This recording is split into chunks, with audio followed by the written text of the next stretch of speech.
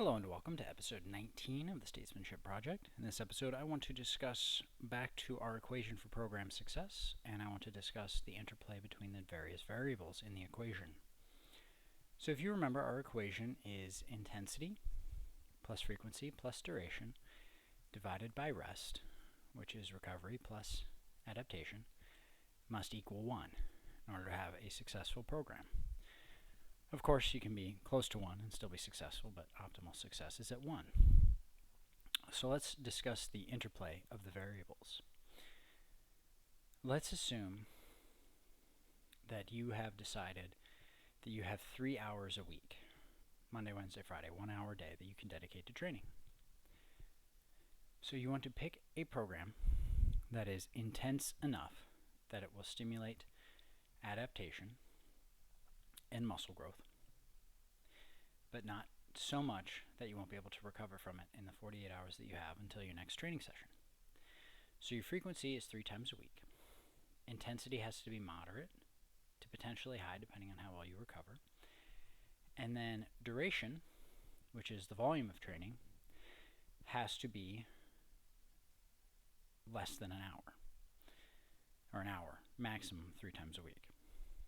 So if we pick movements that are most suitable for strength development, this is a push, pull, hinge, squat, and then a loaded carry. You can put in some rotation and anti-rotation work in there as well. And perhaps in a later episode I'll break down what all these are. So you would want to do at least 1 set on each of these movements, possibly 2, depending on how intensely you want to do these movements. So if you do 5 exercises, and you take each one to failure, say you fail around 10 reps on each one, but this is gut-busting failure, you're going to have a hard time recovering in 48 hours to do that same thing again. Maybe you're able to recover in that amount of time. Maybe not. That's something that you have to figure out. Remember, a program is not necessarily successful in the first week. You can figure out that it works well in the first week, but the success should be over an 8 to 12 week period. Maybe as few as 6, as many as 15, depending on how well you adapt, how much you like the program, and everything. This is a function of duration that doesn't really fit into the equation per se, because it also plays into adaptation. These are abstract variables that are hard to explicitly quantify, but as you work within the equation, these variables will make sense. So, we understand that our duration must be short in terms of how long we're exercising, because we only have an hour 3 times a week. And so if our intensity is too high, we won't be able to have enough recovery in order to train again on that following day, on that 48 hours later.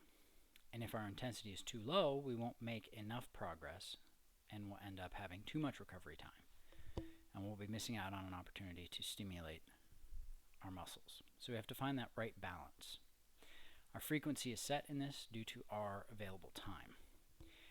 Now, you might have an hour to dedicate or a half hour to dedicate every day, and so our frequency can increase. But again, if you are going to be training that frequently, your intensity must drop. And so our intensity must become more like easy strength, where we're not really pushing ourselves super hard each time we do a training session. It just progressively builds as we progress. It becomes a little bit harder over time. Or it just becomes a little bit easier because we get more conditioned to it. So we just have to decide how we want to play with that. So that is our intensity variable. And this is all based on how we observe our own recovery. So if we feel that we aren't getting enough sleep, or with whatever we're doing, we're just too sore the next time we're in the gym, then we need to reduce either our volume or our intensity. If your frequency is fixed at 3 times a week, you have to reduce either intensity or volume, i.e. duration.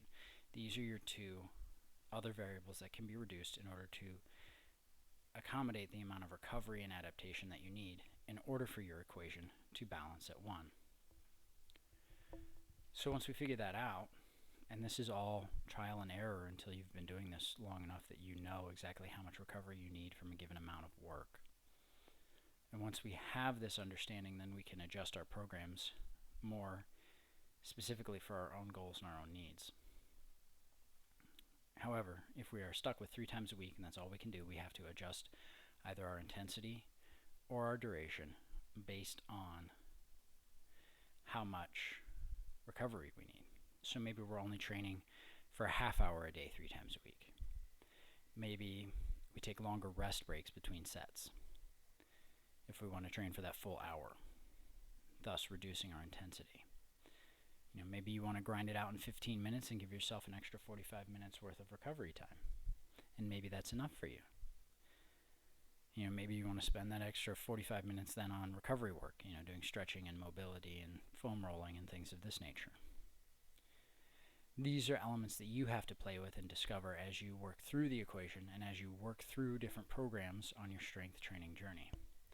I'm not an advocate of saying one program works for everyone. I think you should try all of the different programs, and I think you should try various ones throughout the year, because at different times of the year you're going to respond differently to different things.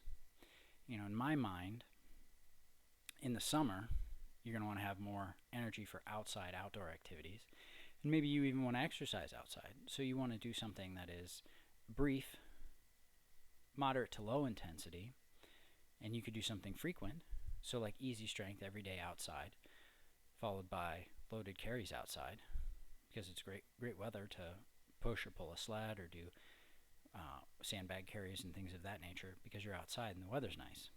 And then you want to have time to go kayaking or go ride a bike or go for a walk or do other things later on in the day or throughout the week because you want to enjoy the nice weather. So it makes sense to have your volume of training lower, to me, volume of training lower in the summer.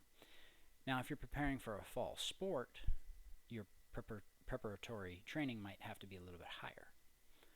But if you're not training for a sport and you're just training for fun or general athletic performance or health, then maybe a lighter volume of training throughout the summer so you can do other physical activities outside suits you better. And then in the winter, when you're kind of stuck only in a gym, you can do more barbell type stuff with heavier weights and really grind it out because you don't have the luxury of being able to do a lot of stuff outside. These are my thoughts. And of course, you'll have to adjust your training as to what suits your needs and your goals. And I hope that this equation and this work that I'm doing helps you with that. If you find it helpful, please leave a like and maybe consider sharing the information. Thanks for tuning in and have a good day.